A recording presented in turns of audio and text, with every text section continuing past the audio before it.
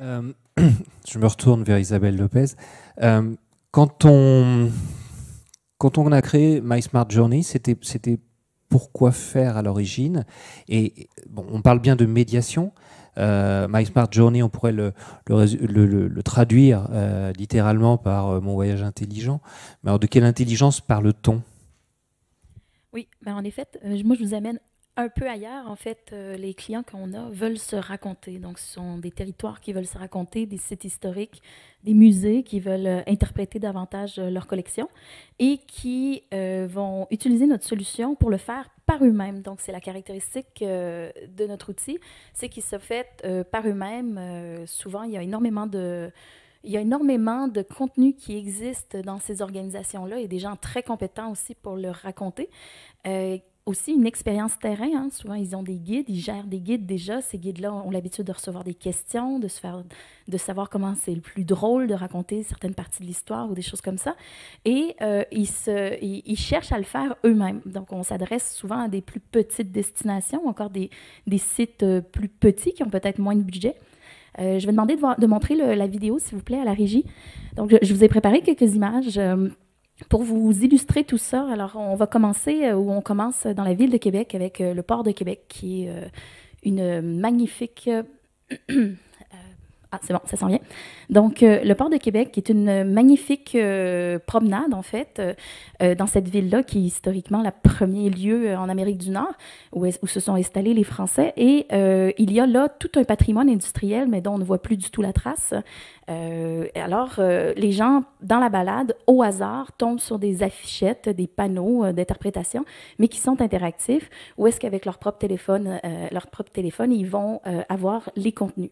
Donc, c'est cette espèce d'idée-là qu'un petit peu partout, il y a toujours des choses à raconter à propos de toutes sortes de choses. Ici, vous êtes sur une rue commerçante très populaire qui a des lampadaires avec des gros abat-jours, et une fois par an, un artiste crée une œuvre unique spécifiquement pour ces abat-jours-là, donc en partenariat avec le Musée des Beaux-Arts de Québec. Et il y a aussi une expérience interactive numérique qui est aussi gérée par l'artiste, où est-ce qu'on rajoute des quiz, des images d'archives, des informations, parfois certaines œuvres antécédentes de l'artiste pour faire un lien. Donc, on interprète davantage, on donne un sens à ce qu'on voit autour de soi.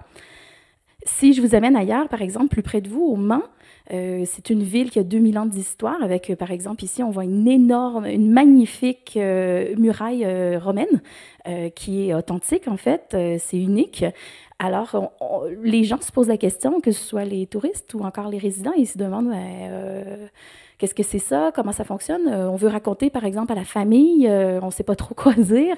Donc, cette idée-là de faire du Mans un musée à ciel ouvert, on est dans un des parcs ici, on voit une œuvre, et cette œuvre-là, par exemple, on ne sait pas trop c'est quoi. Il faut scanner pour comprendre. C'est en fait un sablier qui dure exactement 6 mois, et on voit, par exemple, lorsqu'on scanne, quel est son état lorsqu'il commence. Bon, même ou encore, on explique un peu le processus des aspirateurs qui font remonter le sable jusqu'en haut. Donc, ça permet de raconter des histoires ou des anecdotes qui sont vraiment uniques à des lieux. Et tout ça fait par les organismes eux-mêmes. Ici, en partenariat avec le Musée de la culture du Québec, le plateau Mont-Royal, qui est bien connu, assez touristique, où les gens vont, ils font leurs emplettes. Et sur la grande rue, comme ça, il y a par exemple un parcours où est-ce qu'on invite à découvrir des visuels. Donc, on est dans du 4 à 9 ans, hein, comme parcours famille. Même moi, j'ai marché là des centaines de fois. J'avais jamais remarqué qu'il y avait des rhinocéros et des cactus à cet endroit-là. Donc, des particularités là, sur l'architecture. Ou encore, par exemple, cette ville-là, Montréal, qui est remplie de murailles qui sont magnifiques. Bon, comme on est sur un parcours jeunesse, donc on demande aux gens d'interpréter. Est-ce que tu trouves ça beau? Oui, non, peut-être. Et puis, bon, on est vraiment dans de la médiation. Le choix de la médiation a été pris à cet endroit-là. C'était vraiment de dire, bon, ben, de demander aux gens de se positionner justement sur le lieu dans lequel ils vivent ou encore qu'ils visitent. Des fois, on trouve ça beau, des fois, on n'aime vraiment pas ça. Parfois, on trouve ça très ennuyeux, mais dans tous les cas, c'est correct, tu as le droit d'avoir toutes les pensées que tu veux sur l'art.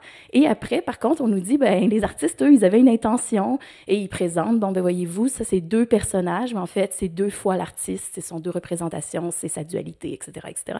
Donc, on raconte des choses qui, en fait, prendraient pas sens si on n'avait pas scanné derrière. Et on s'intègre avec d'autres solutions. Ici, avec Automata, on a fait ça au musée Bombardier. Donc, c'est un musée qui raconte la motoneige. Et lorsqu'on marche sur le sol, on active un visuel et il y a un code QR. Et lorsqu'on scanne, on a un quiz. On nous demande quel est l'objet qui est devant nous. Vous voyez ce gros truc, qu'est-ce que ça peut être? Et si on se trompe, on nous donne des indices, des choses comme ça. Mais si on réussit, on a la bonne réponse, il y a une réaction dans le lieu autour de soi. Donc, il y a une projection avec des informations supplémentaires qui apparaît là. Donc, en fait, l'interaction qu'on fait, la façon dont je réponds bien ou pas bien aux questions, le quiz, va en fait finalement changer l'univers dans lequel je suis, donc créer une interaction. Donc, on ne fait pas cheval. On n'est pas à part, on peut s'intégrer avec des choses comme la réalité virtuelle ou la réalité augmentée. Cependant, nous, on est plus une espèce de baseline, finalement, du low-tech, un outil de communication là, qui sert à communiquer par les organisations.